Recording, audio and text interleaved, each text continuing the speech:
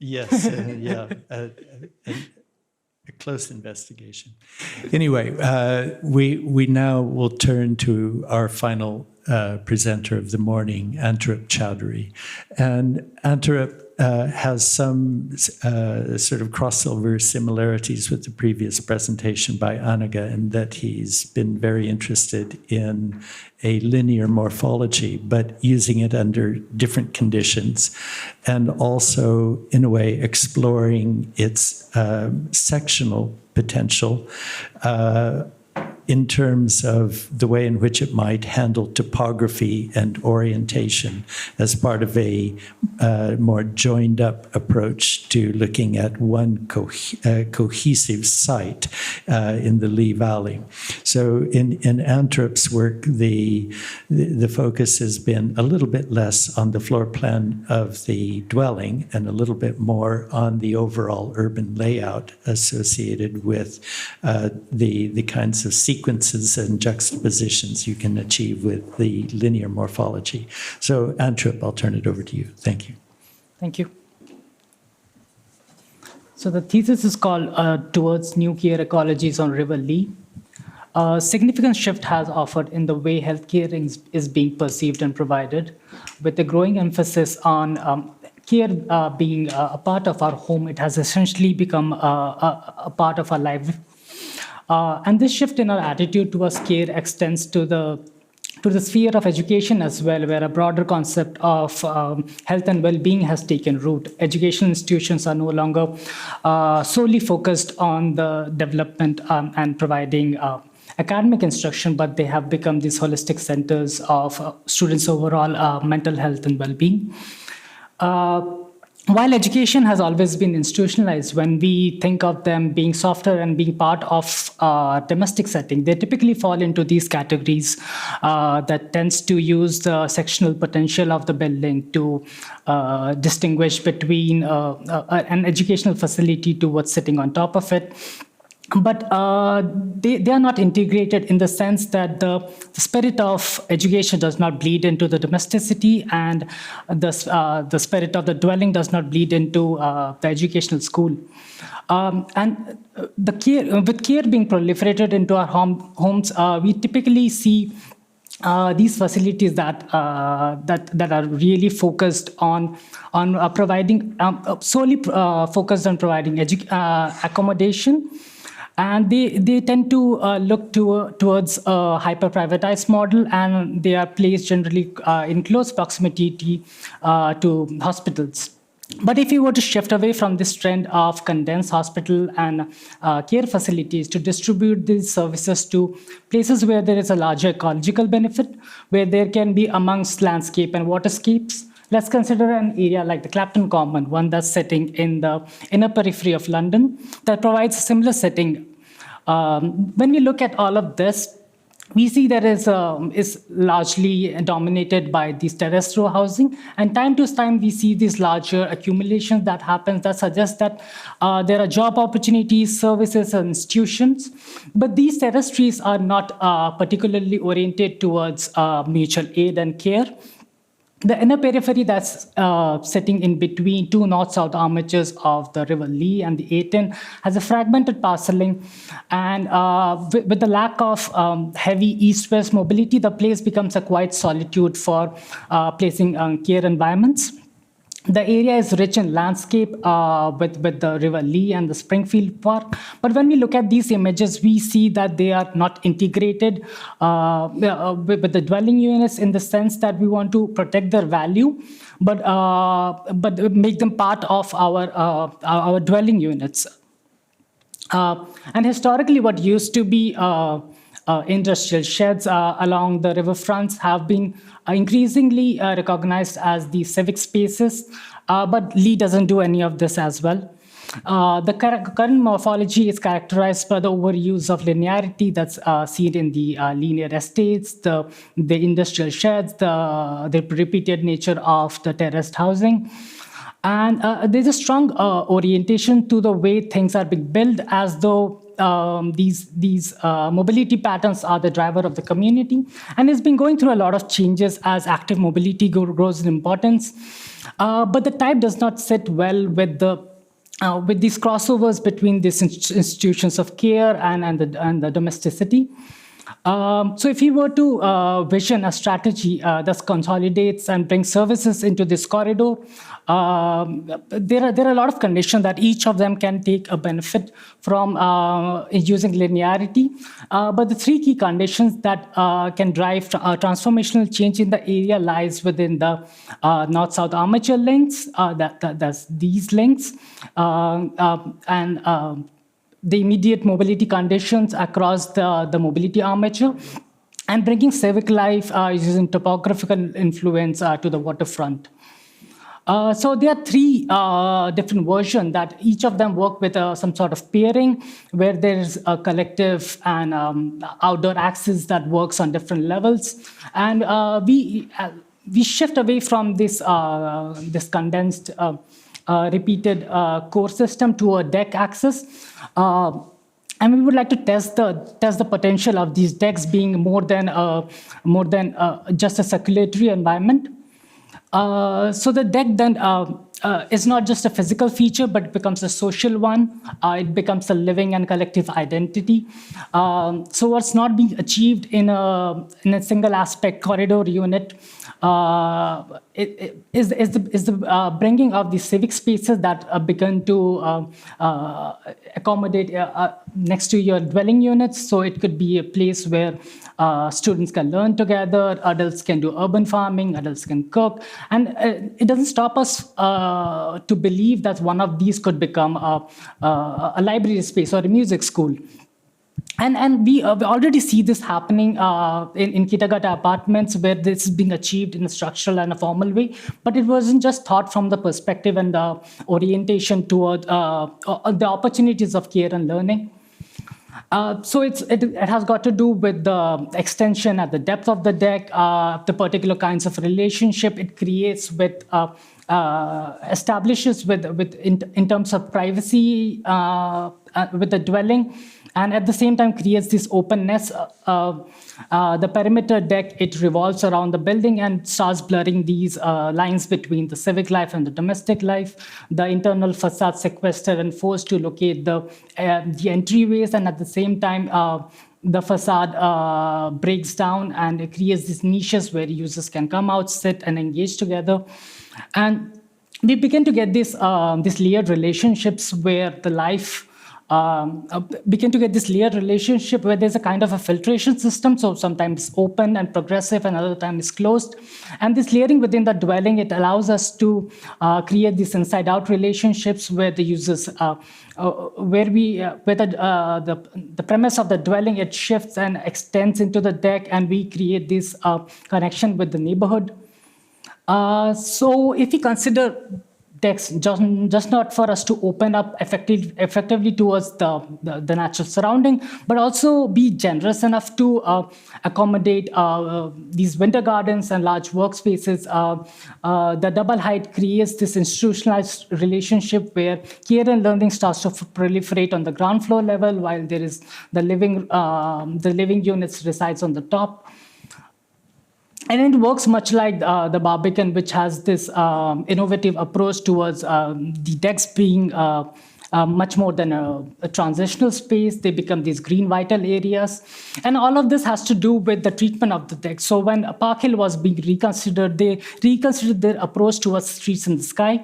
So, and they wanted to bring in individuality and personalization. So you're not just being a part of the serialized group, but you have some sort of individuality.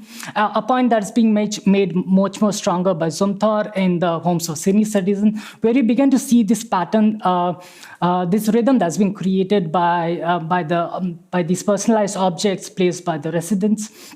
And it doesn't stop us to believe that Park Hill may go in the same direction. But the decks in the area doesn't do any of this. What was once thought as an economic variant only creates these mere transitional spaces, and neither does the typical London model with the repeated nature of the bolt-on balconies that creates these hyper-privatized units. But we understand that decks can do so much more. The indeterminacy in the layout of house for artists creates this variety within the same structural system. We began to see a bold departure from the conventional front side that's been exemplified in this perimeter gallery. The parallel system that works within the 15-meter length provides opportunities for extension, variety. So if we begin to pair these things up, we get this sort of relationship which kind of looks really close to each other. But in fact, we see this happening a lot in London. But we think it's a kind of a problem because we don't know what we're looking at. But we are encouraging this situation where the residents engage with one another. We create a dialogue. And at the same time, we want to have a relationship to the neighborhood, so the deck extends beyond the framework of the house. It creates a celebratory space instead of circulatory space, and it starts engaging with the neighborhood with this rhythm that's been created. We take advantage of the shallowness. And it creates these transversal movement in and out of the building. And at the same time, it provides a framework where that works like an activity space or an event space. And when it comes to a section, we take potential of the party wall system that allows it to segment and step down a hill. So the section, it breaks down, segment, and open up depending on the varying lengths of the topography. And all of this is being done with consideration to the gallery and the balcony, as it allows us to pair these things up to reach higher density. So while on the north, we have Tottenham Hill, where things are being done with tower blocks with no relation to the ground. We speculate on a low to mid-rise approach where we have a neighborliness, where there is a connection to the ground. And the section also has the ability to fold within the width of it, and we start to create these diagonal relationships that begins to service both the site. So while there is a large collective environment, the building now has the ability to absorb all of this and create an institutionalized relationship. And at the same time, we create these sight lines with this adjacency that has been created by pairing these buildings up. So users can engage from one building to other, and at the same time through the building to the other side. And all of this allows us to create and service different fronts. And when it's arranged around an expansive perimeter block, it breaks down into a lightweight structure that becomes a framework for these office spaces or workspaces, and it starts to have this relation with the ground. And it works much like the materiality of the Lee Bridge Pavilion, but at the same time, it has the planometric approach of the Hazelhurst Court. When we look at developments across the corridor, we see projects that are already talking about the intergenerational living, and there are talks about bringing more quality in terms of the typologies, but they don't make use of the natural topography and the natural surrounding that's present in the area. So if you begin to vision a strategy that works in three segments, one that has that works roughly parallelly to the primary axis, but it has to work with the river. One that works again roughly parallelly to the primary axis, but it has to protect against the major traffic artery. And one that slopes down and steps against the topography and links both the arteries together. When it comes to the immediate armature condition, the building works like a natural buffer against the traffic artery, and we begin to get this sequence of gardens that links the Clapton Common to the Springfield Park, and it works much like what we have been discussing up till now, that the gallery acts as an activity space, and we begin to link these things up. And the corner is then being resolved to open up into further orientation that's not being achieved with the perimeter block. And by pulling the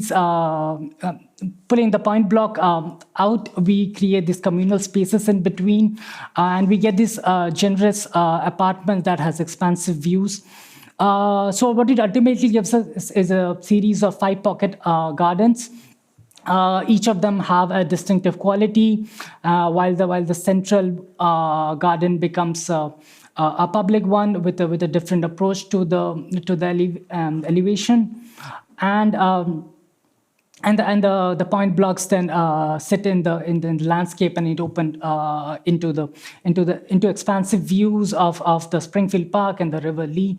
The living rooms are arranged and oriented in a way that it creates this relationship with the neighborhood. And when it works against a topographical difference, a heavy topographical difference, the building pairs up and creates a relationship on the ground, while on the levels above they work separately. So it works against the inclines and declines of the natural topography, and we get these expansive spaces that begins to host these water sports, amenities related to care and learning. And it all works with the careful consideration of the envelope that works like a filtration system. And it works much like the PA 1925, but instead of creating an insular garden, we take advantage of the natural topography that's present. And decks then adapt to the context, and instead of pulling it out, we recede it back in, so we get these double height environments, and we start creating these diagonal relationships that works on multiple floors. It's like much like the hot sleeve by RCKA. But the architecture becomes really interesting when it's elongated and paired, sitting in between the industrial sheds and the Springfield Park. It brings a rich service environment related to care and learning. The intervening ground breaks and steps down, connecting the different levels, and it all ends with a lido that creates this community engagement. It extends over the river, creating a bridge, and where we have large educational landscapes with lightweight pavilions.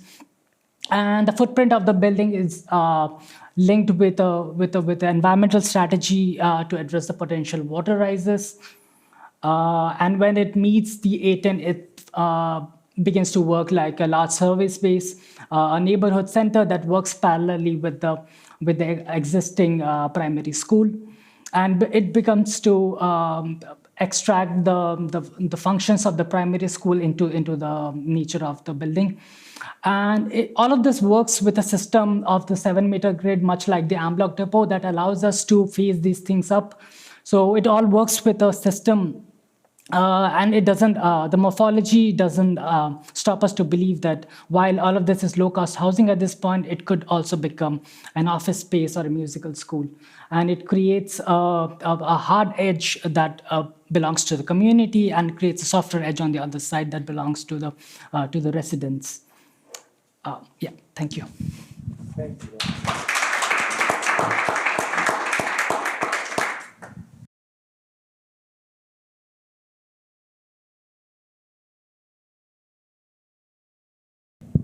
Again, thanks for your presentation and a really kind of dense amount of imagery that you've produced for this. It's really impressive. So the River Lee, the site that you've chosen, it is really ecologically significant. It's an amazing place to live, and I think, you know, the opportunity to live in that environment is probably pretty unique in London in terms of condition. The sort of ability to walk through miles of kind of uninterrupted green space and have that kind of relationship to nature is really unique and special. However, I guess there's also the kind of the sense that if you're going to build here and kind of add that sort of density of living to this area, then it's a fine balance. So how do we make sure that the relationship to nature is also part of this like paradigm of care that you're talking about, and potentially comes with a kind of condition of learning and maintaining and looking after the environment too. I feel like there's a sort of conceptual connection that could be made there because of the context that you're working in. I think that kind of inhabited deck for shared living idea is really interesting and really has loads of potential. And I think when you're talking about it in the context of the kinds of flexibility that it can afford is really interesting. But what it means is that you've kind of got this inverted plan in some places, where you've got kind of bedrooms facing the external public realm in order to have that kind of community feel of having all the kind of living areas adjacent to the shared space. So I think what you're doing then is it becomes quite insular as an architecture because everything is inward facing. So I think just thinking about the edge condition and the relationship with the external world is quite important because of your sort of inside out architecture. On the deck access point as well, or the kind of more than just a deck access that you're proposing, on a really pragmatic level, I've been thinking a lot about the kind of what are the systems that we need in order to enable these new ways of living. I think what we've seen today or this morning is an ambition to facilitate, enable, to design new ways of living together. And that often involves shared spaces, communal spaces. And I think when we think that through, sharing more space with more people requires us to really negotiate and to accept difference and different ways of being in space. So there's also a question about like kind of who would manage that realm, that kind of liminal space that is owned and belongs to everybody, but also nobody. How's that looked after and maintained? And I think that's been one of the challenges of modernism, right? Where, a lack of maintenance and management has led to the decline of some really interesting, architecturally interesting projects. So I think really addressing the challenge of maintenance and management is really important. And I think putting that in the context, in the sort of structural context, there's been changes to the government's leasehold. There've been leasehold reforms. And part of that is the community right to manage. And there's an acknowledgement that often the sort of management organisations who lease out residential buildings don't do their jobs very well, and they charge enormous amounts of fees to residents for doing that. So what could we imagine what would happen in your proposal if this was all kind of managed by the residents? And what kinds of rules would you have in place, if any? How would you kind of... I think really thinking, for me, your project, the architecture, or maybe the thing that I'm drawn to is the connecting spaces, even more so than the privatized parts of the home. I think just like thinking about the shared home that you're creating is kind of the project to me, and then how that relates to the Lee Valley and its external context. There's some really interesting things there. Another thing on the more kind of architectural side, you're building on a floodplain. It is a flood risk area, and just thinking about that kind of sectional relationship to water and opportunities for drainage through the topography and things like that, I would like to see come through because, again, a bit like previously, Anaga, who was proposing building on parkland. I think, again, you're picking a really ecologically sensitive site, and I think the justification for doing that needs to be strong and also needs to be kind of tectonically understood in terms of its construction. How are you building on this kind of soft marshland in a sort of sustainable way? So I think that's an opportunity to really think about what kinds of architecture we need for that longer term resilience. But thank you.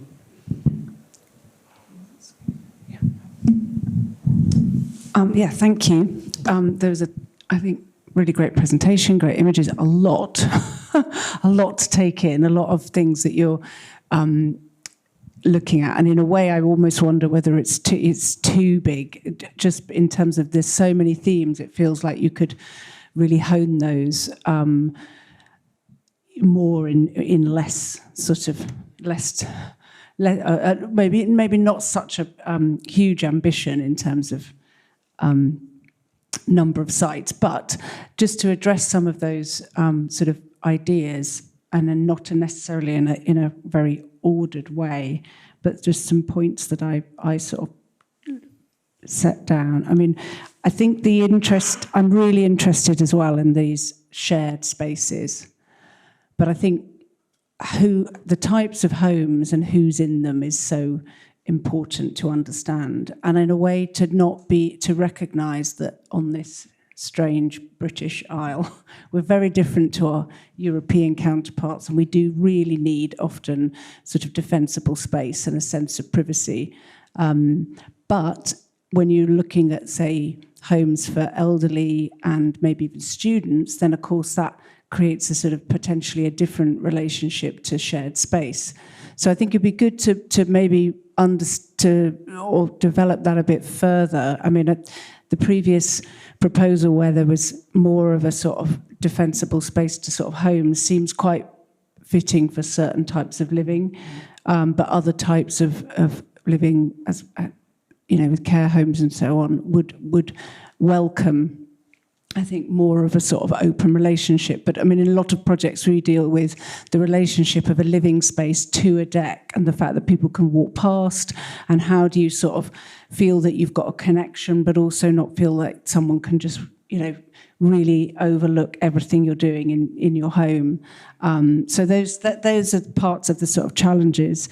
I wasn't quite clear about the front and back, or maybe the orientation, and then this comes back to a general point actually about the gallery access and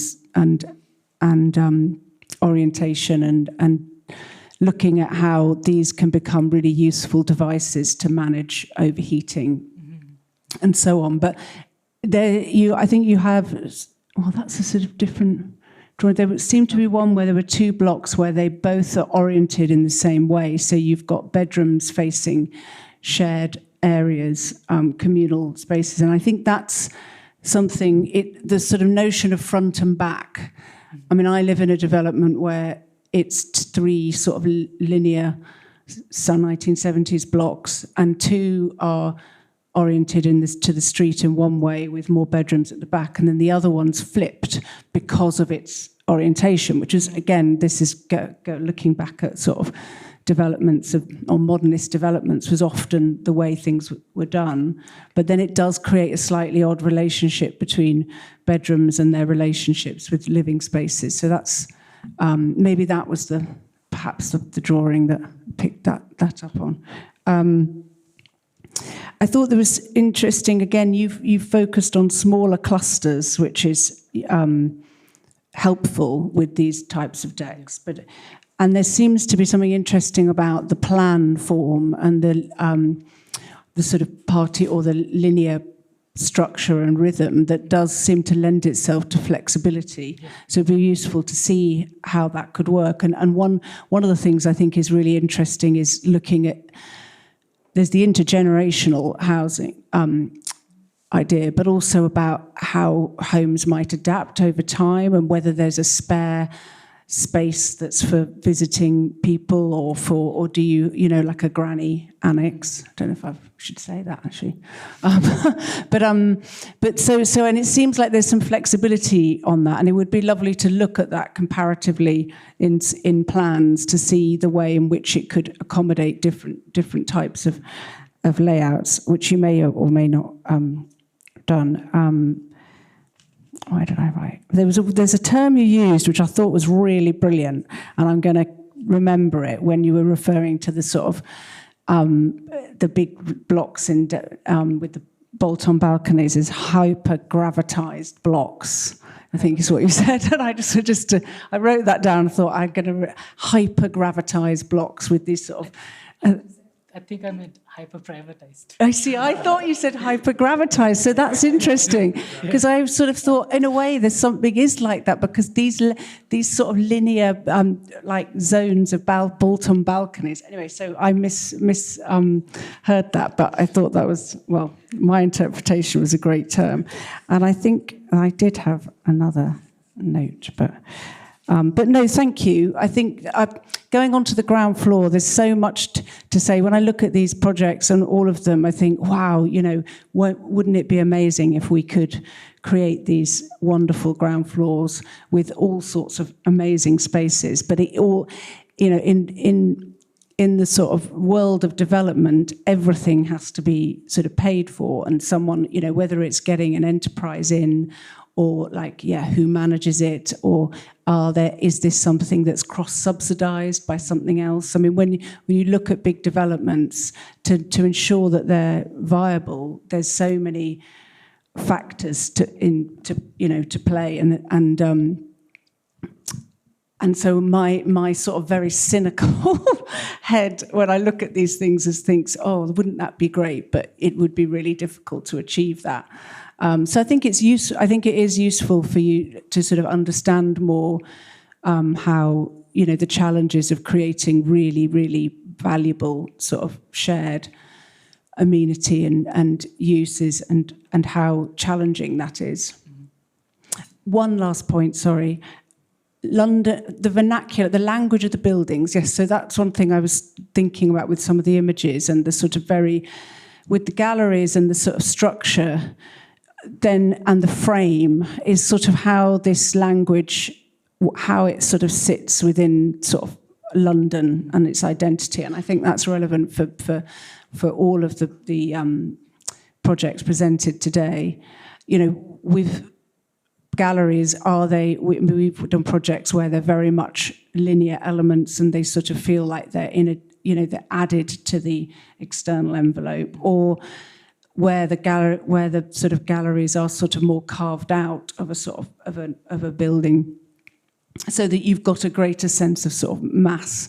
But I think that just alluding to our sort of typical terrace houses and or even the sort of current London vernacular, which is probably we're all getting a bit probably tired of, so it'd be really useful to just understand a bit more your attitude to this, because this feels like it's very sort of European, which is, I think, really really exciting, but is often quite challenging to achieve. And I think that relationship to sort of London would be useful to sort of understand.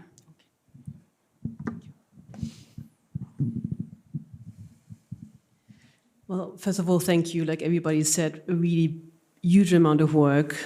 I really like the urban diagram. I lived around the corner from there for a long time, so a bit more intensity there. I would love to see that. Yes, of course, the nature is precious, but I think it'd be really nice to see this sort of sectional stepping down. I think from my perspective, and of course, as you can hear, I am from Europe. And in my work, I looked at a lot of the co-housing projects in Berlin, which of course had certain advantages, and I totally understand it's really difficult to implement. Having said that, can you just go back to your plan, which you looked at a moment ago? There's a part of me who thinks, and this is relative. This is not, again, to take it further, given it's an academic project with a degree of realism.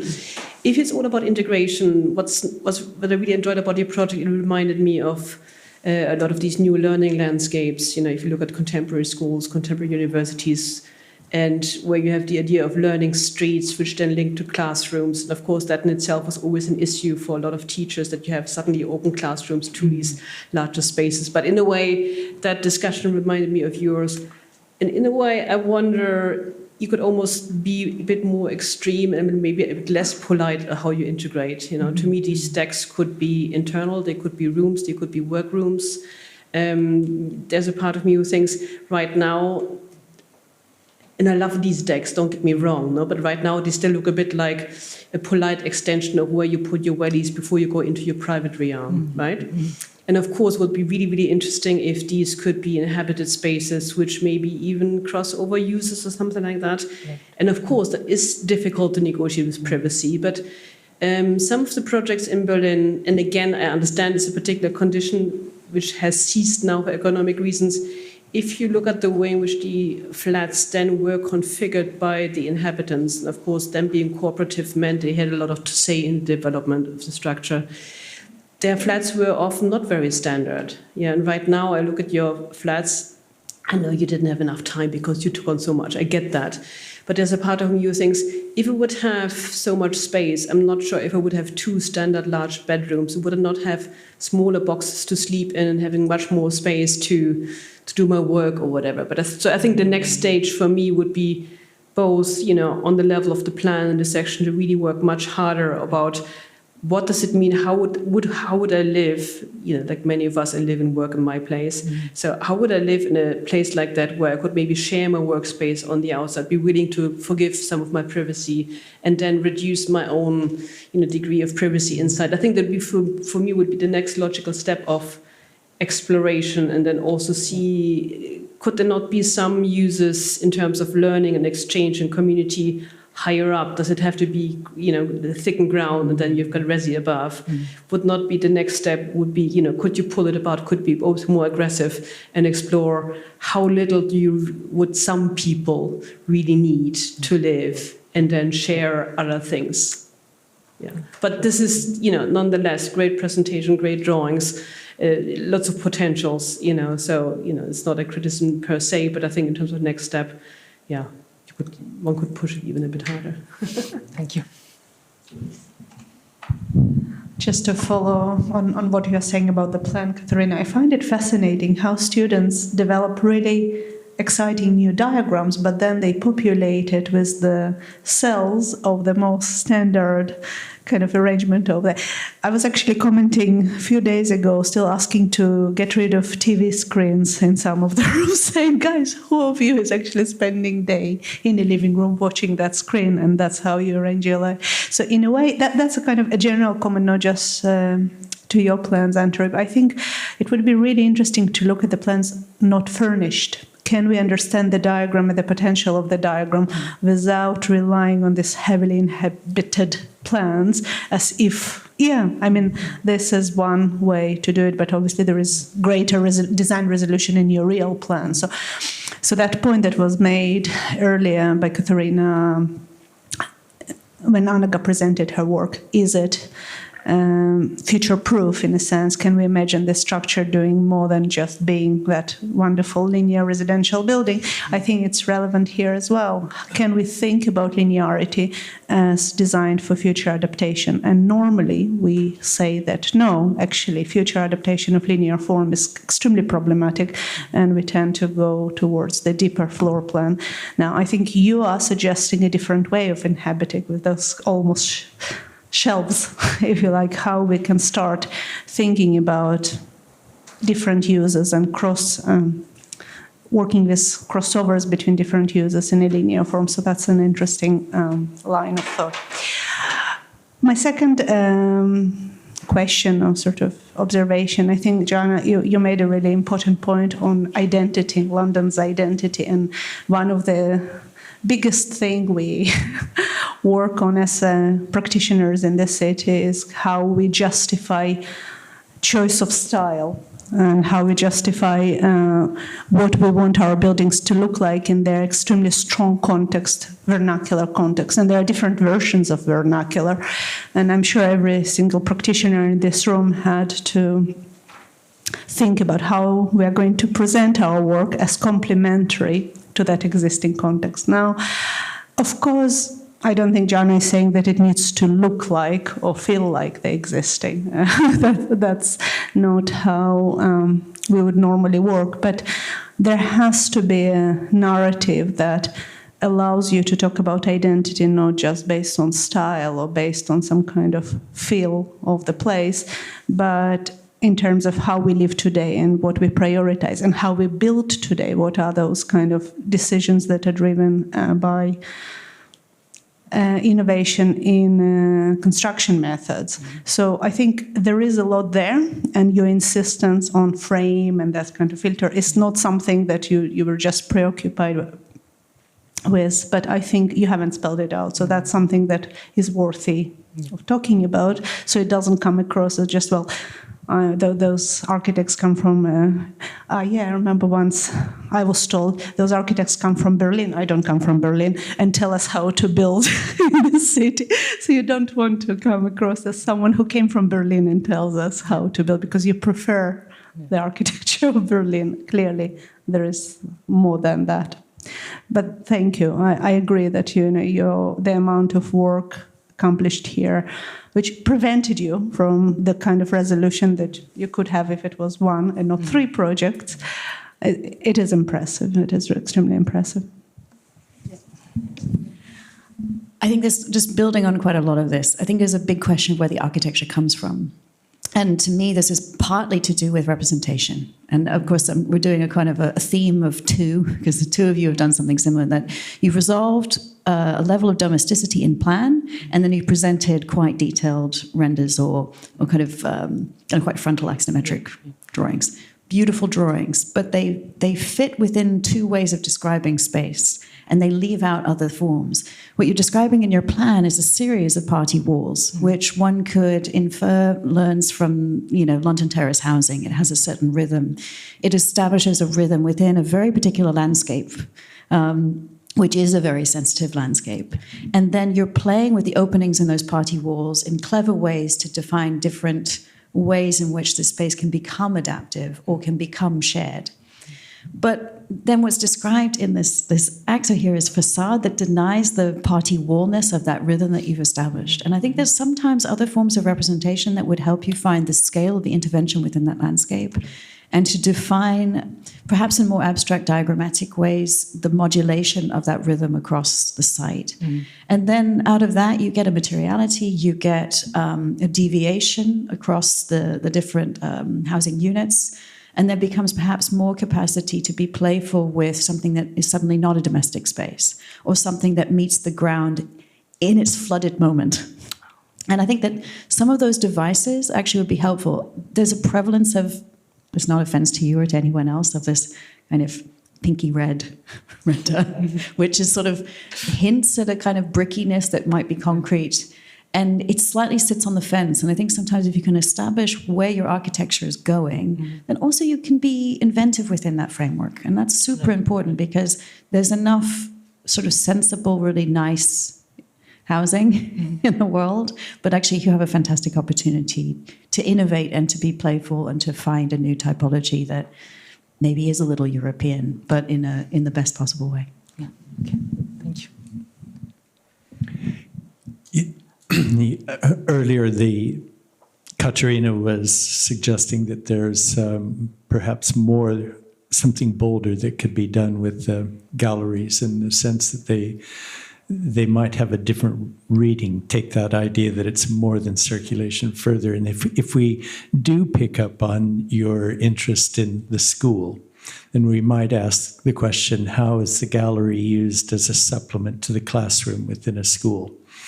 And we can learn from the way in which we understand the depth of those galleries as a collective environment that can serve multiple purposes, the way in which one can move in and out the door and participate in both environments, and have different activities going on at the same time, the way they do in the relationship between gallery and classroom inside a school.